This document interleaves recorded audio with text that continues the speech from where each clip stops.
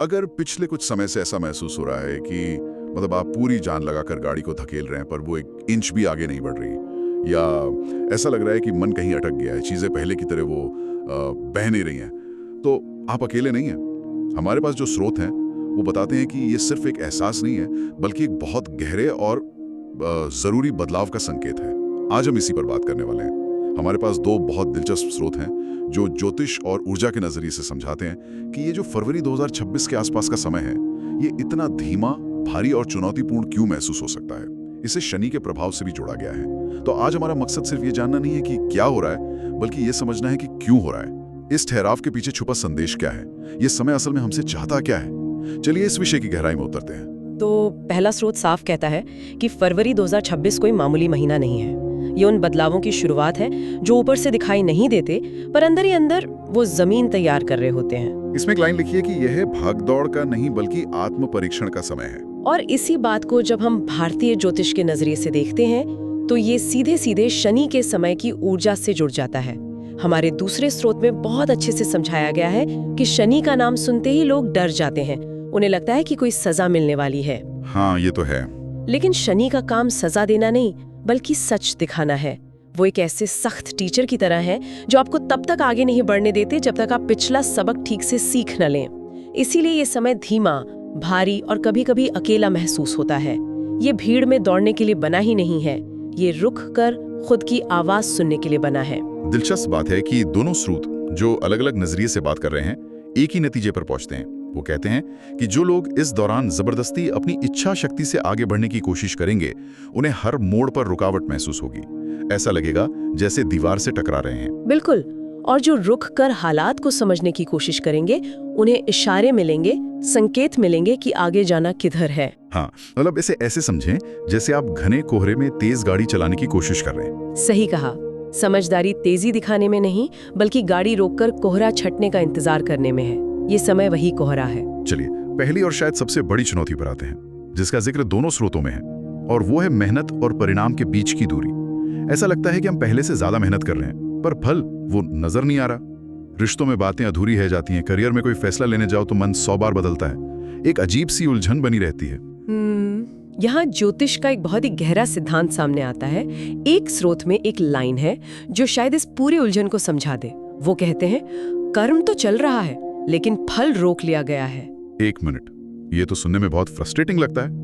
फल रोक लिया गया है, इसका मतलब तो ये हुआ कि कोई अदृश्य शक्ति जानबूझकर हमें आगे नहीं बढ़ने दे रही। नहीं, इसे ऐसे मत देखिए। ये तो एक तरह से अन्याय जैसा लगता है।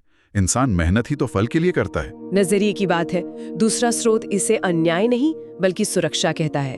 वो समझाते हैं कि ऐसा जानबूझकर किया गया है क्योंकि हो सकता है कि जिस फल के पीछे हम भाग रहे हैं वो हमारे लिए सही ही ना हो। अच्छा। या शायद कुछ जरूरी फैसले लेने का ये सही समय नहीं है।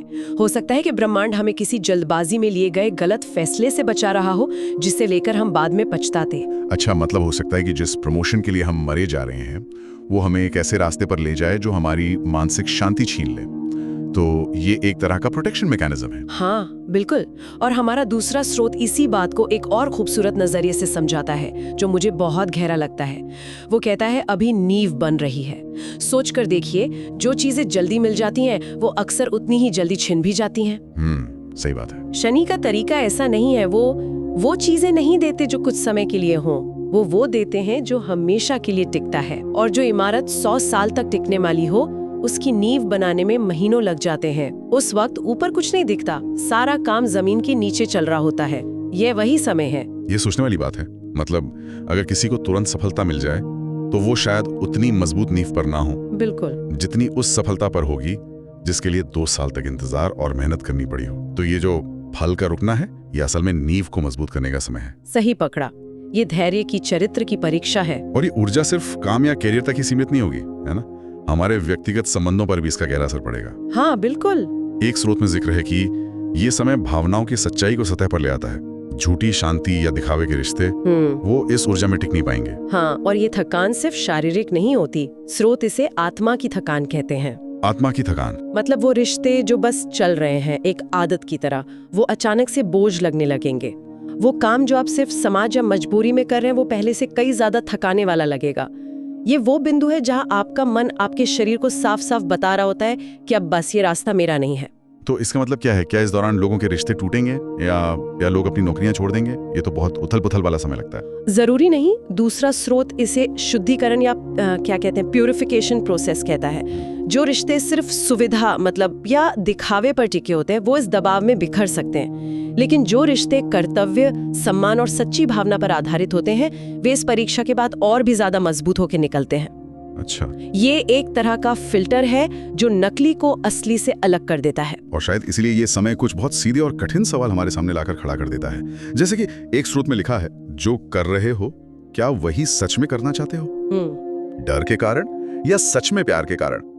ये सवाल सुनने में कड़वे लग सकते हैं, लेकिन शायद यही वो सवाल है जो हमें एक ज्यादा सच्ची और अपनी जिंदगी की ओर ले जाते हैं। सही कहा। ये वो सवाल हैं जिन्हें हम अक्सर रोजमर्रा की भागदौड़ में नजरअंदाज कर देते हैं। शनि बस उस भागदौड़ को धीमा कर देते हैं ताकि हम इन सवालों को सुन सकें। एक और बहुत ही रोचक बात जो एक स्रोत में मुझे मिली वो अतीत से जुड़ी है। उसमें कहा गया है कि अगर इस महीने कोई पुरानी बात, कोई पुराना व्यक्ति या कोई पुराना डर फिर से सतह पर आ रहा है, तो इसका मतलब ये नहीं कि हम पीछे जा रहे हैं, बल्कि इसका मतलब है कि वो अध्याय अभी पूरी तरह बंद नहीं हुआ है और उसे ठीक से बंद करने का एक मौका है। और इसे अक्सर महसूस होने वाली अकेलेपन की भावना से जोड़ा जा सकता है।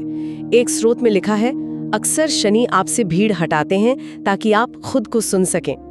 अरे बढ़ते भी महसूस हो तो ये कोई बुरा संकेत नहीं है।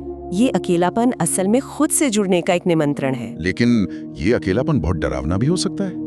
कई लोगों के लिए भीड़, शोर शराबा एक तरह का नशा है, एक डिस्ट्रैक्शन है अपनी असल समस्याओं से भागने का। हाँ, ये भी है। जब वो भीड़ हट जाती है तो इंसान को अपने डर और अपनी कमियों का सामना करना पड़ता है। क्या स्रोत इस डर से निपटने के बारे में कुछ बताते हैं, या ये सिर्फ एक कठिन दौर है जिसे सहना ही होगा? बहुत अच्छा सवाल है। और स्रोत कहते हैं कि ये सहने के बारे में नहीं बल्कि सुनने के बारे में है। वो सलाह देते हैं कि इस अकेलेपन को एक दुश्मन की तरह नहीं बल्कि एक पुराने दोस्त की तरह देखें जो बहुत समय बाद आपसे मिलने आया और कुछ कहना चाहता है। अच्छा। जब बाहर का शोर कम होता है तभी तो अंदर की आवाज साफ सुनाई देती है। वो पुरानी बातें या पुराने लोग भी इसीलिए वापस आते हैं ताकि हम उन्हें एक नई समझ के साथ देखकर, उनसे जुड़ा सबक सीखकर उस चैप्टर को हमेशा के लिए बंद कर दें।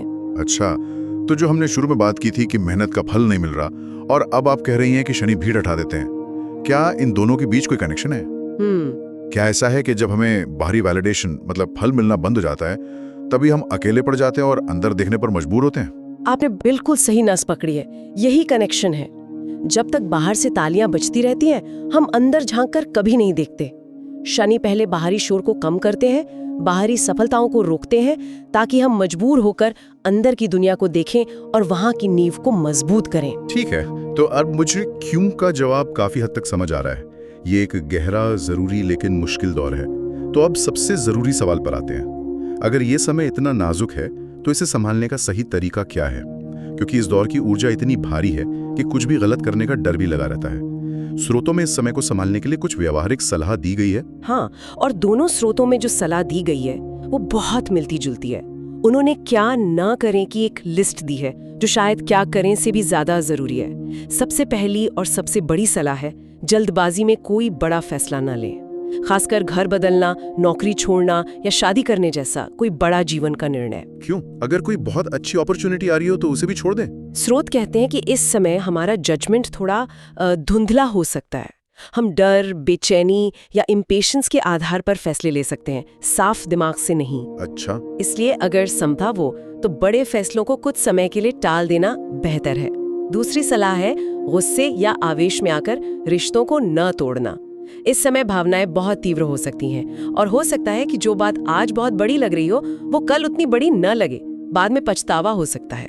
और तीसरा है शॉर्टकट खोजना। ये मुझे दिलचस्प लगा। एक स्रोत में लिखा है, शनि को धोखा नहीं दिया जा सकता। बिल्कुल, ये समय ईमानदारी, मेहनत और प्रक्रिया का सम्मान करने का है, किसी भी तरह की तिकड़म या जुगाड़ का नहीं। वो काम नहीं करेगा। और आखिरी, जो शायद आज के दौर में सबसे मुश्किल है, खुद की तुलना दूसरों से करना। हाँ, ये तो बहुत जरूरी है। अरे वो तो आगे बढ़ गया, उसकी तरक्की हो गई, उसकी जिंदगी कितनी अच्छी चल रही है, ये सोचना इस समय सबसे ज्यादा नुकसानदेह है। स्रोत साफ कहते हैं कि इस समय हर किसी की यात्रा अलग गति से चल रही है। दूसरों को देखकर अपनी गति तय करना हमें अपने रास्ते से भटका सकता है। उन पर आते हैं जो करने की सलाह दी गई है, और मुझे लगता है ये ज्यादा जरूरी है। हाँ, और करने वाली चीजें किसी बड़े उपाय या पूजा पाठ से ज्यादा आंतरिक अनुशासन पर केंद्रित हैं। पहली और सबसे सरल सलाह है रोज 5 मिनट पूरी तरह अकेले और चुपचाप बैठना। बस अपने विचारों को देखना, उन्हें सही गलत ठहराए बिना, एक साक्षी की तरह। ये सुनने में जितना आसान लगता है, करने में उतना ही मुश्किल है। 5 मिनट में तो दिमाग में शॉपिंग लिस्ट से लेकर 10 साल पुराने झगड़े तक सब याद आ जाते हैं। हाँ, सही कहा। क्या स्रोत इस मन की बकबक से निपटने का कोई तरीका बताते हैं? वो कहते हैं कि इससे निपटना नहीं है, इसे बस देखना है, लड़ना नहीं है। जैसे सड़क के किनारे खड़े होकर आप ट्रैफिक को देखते हैं, वैसे ही अपने विचारों को आते जाते देखना है। रोज अभ्यास करने से ये धीरे धीरे आसान हो जाता है। दूसरी सलाह है अपनी नींद और जागने का एक समय तय करना। ये सुनने में बहुत मामूली लगता है, लेकिन स्रोत बताते हैं कि जब बाहरी दुनिया में उथल पुथल हो तो शरीर को एक रूटीन में बांधना हमें स्थिर और मजबूत रखने में बहुत मदद करता है। तीसरा बिंदु बहुत महत्वपूर्ण है। जो भी जिम्मेदारी आपके पास है, चाहे वो दफ्तर का काम हो या घर की, उसे पूरे मन से निभाना, उससे भागना नहीं। बिल्कुल, क्योंकि शनि आपके कर्म और कर्तव्यों को बहुत ध्यान से देखते हैं। सही है। और आखिर में अपने शरीर की सुनना, वो क्या कह रहा है, क्या उसे आराम की जरूरत है, क्या उसे बेहतर खाने की जरूरत है। और सबसे जरूरी सलाह जो दोनों स्रोतों में गूंजती है, अपनी अंदर की आवाज, अपनी गट फीलिंग को अनसुना ना करना।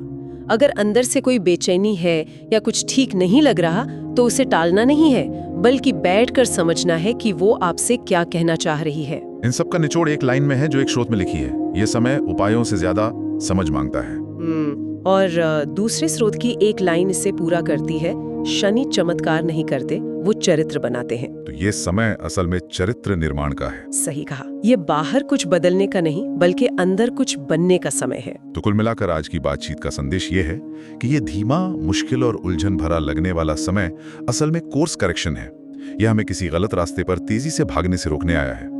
ये कुछ छीनने नहीं बल्कि एक ऐसे भविष्य की नींव रखने आया है जो टिकाऊ हो, मजबूत हो। बिल्कुल। तो अगर इस दौरान चीजें धीमी लगें तो शायद उन्हें धीमा ही रहने देना सबसे अच्छी रणनीति है। हाँ, क्योंकि कुछ रास्ते तेज चलकर नहीं, समझकर और ठहरकर ही पार किए जाते हैं। जैसा कि एक स्रोत बहुत खूबसूरती से कहता है, अगर अभी रास्ता कठिन है तो इसका मतलब है कि आगे का जीवन सस्ता नहीं होगा, और यही शनि का सबसे बड़ा आशीर्वाद है। वाह। इस समय में जो सबक मिलते हैं वो सिर्फ कुछ महीनों के लिए नहीं होते, वो जीवन भर हमारा साथ देते हैं। अंत में हम श्रोताओं के लिए एक विचार छोड़ना चाहेंगे।